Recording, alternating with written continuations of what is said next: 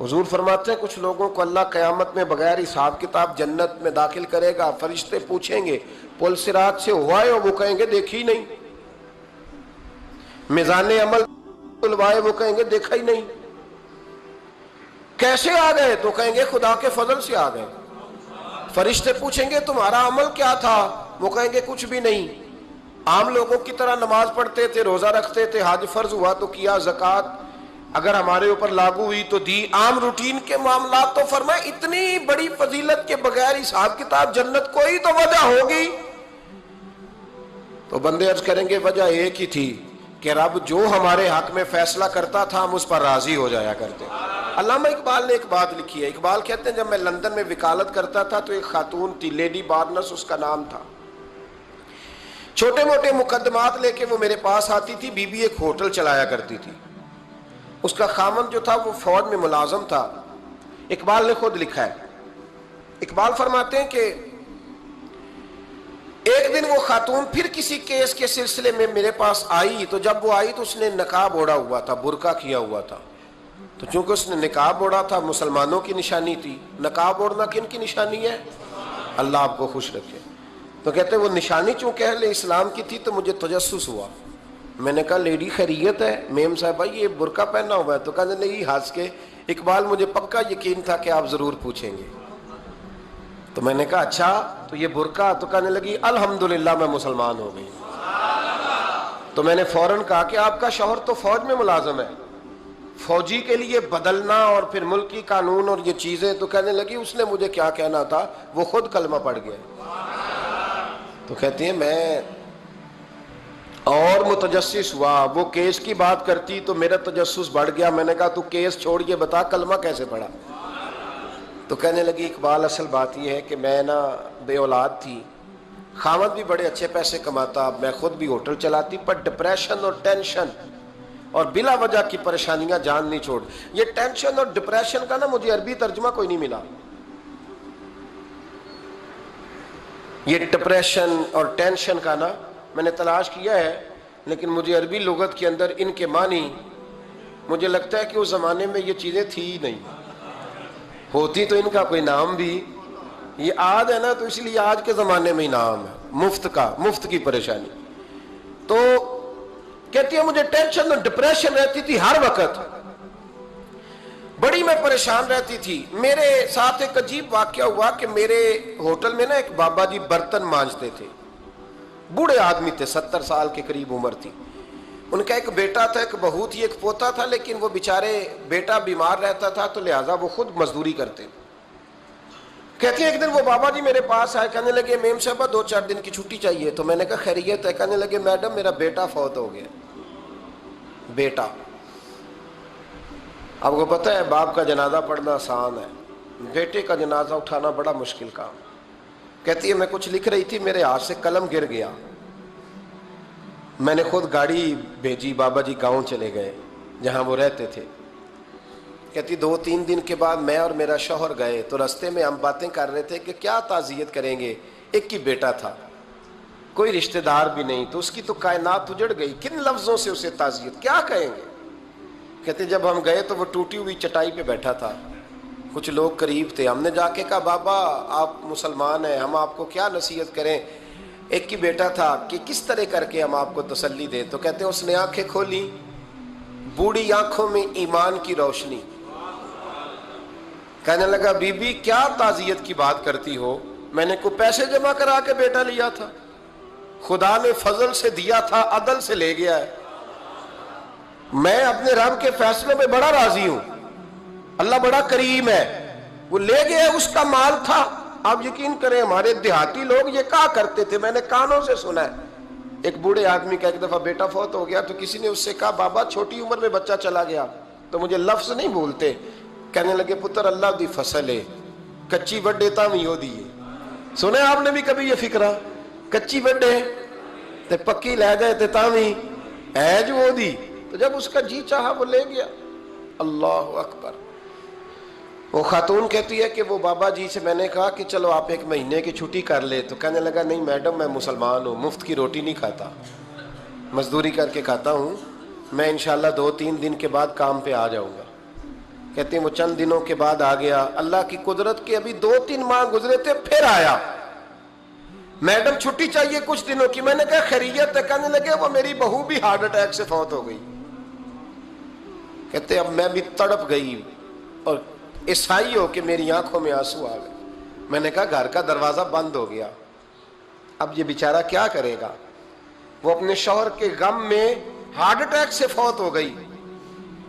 کہتے ہم پھر 2-3 دن کے بعد تعزیت کے لیے گئے.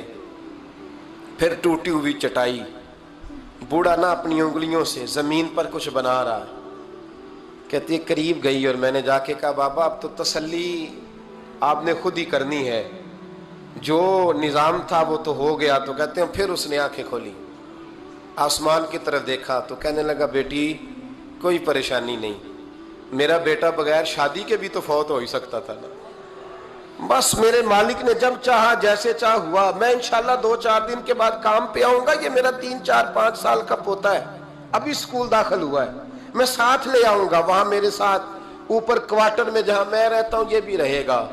کہتی ہے میں سختے میں آ گئی اس کی کیفیت دیکھ کے.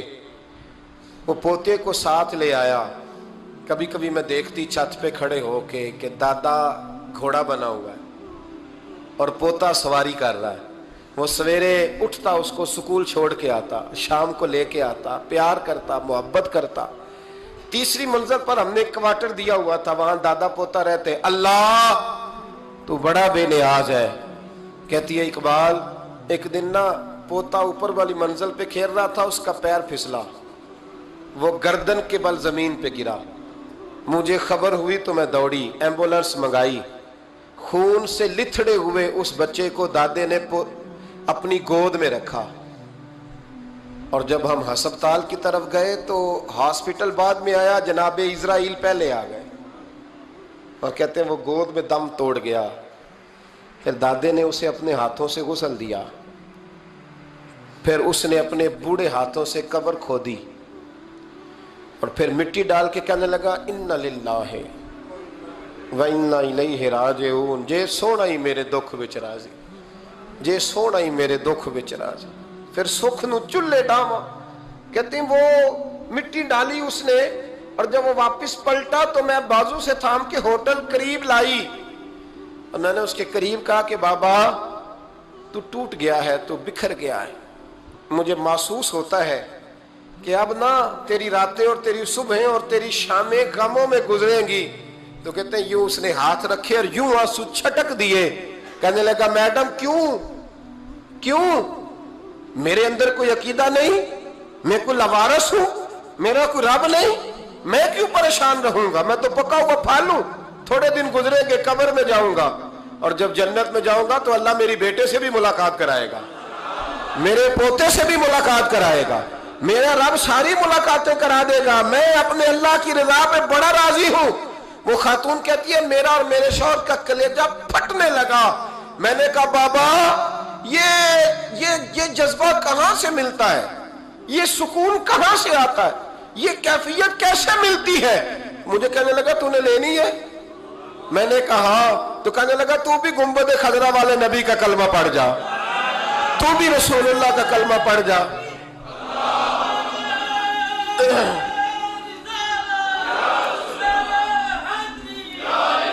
میرے محبوب کا کلمہ پڑھ, اللہ تجھے سکون عطا کرے گا.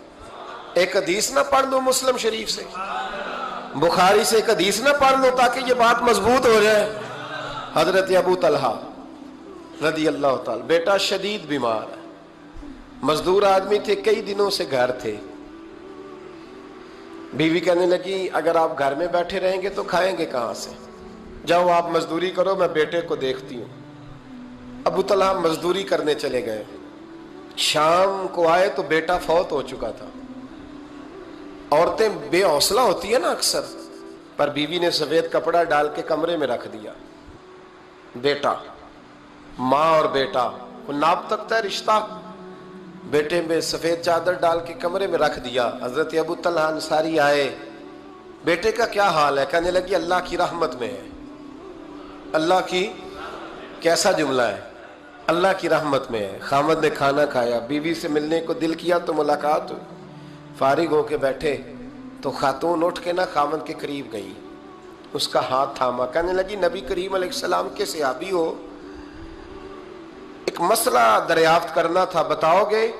کہ پوچھو۔ کہنے لگی اگر کوئی آپ کے پاس امانت رکھوائے اور پھر اپنی امانت واپس مانگے تو کیا کرو گے؟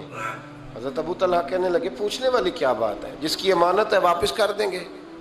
اب زوجہ روئی، اب صبر والی بی بی روئی، اب ماں روئی، آنسو ٹپکے، آنچل سے پوچھ کے کہنے لگی ابو طلحہ وہ بیٹا بھی اللہ کی امانت تھا اور رب اپنی امانت لے گیا ہے، اٹھو غسل کفن کا بندوبست کرو۔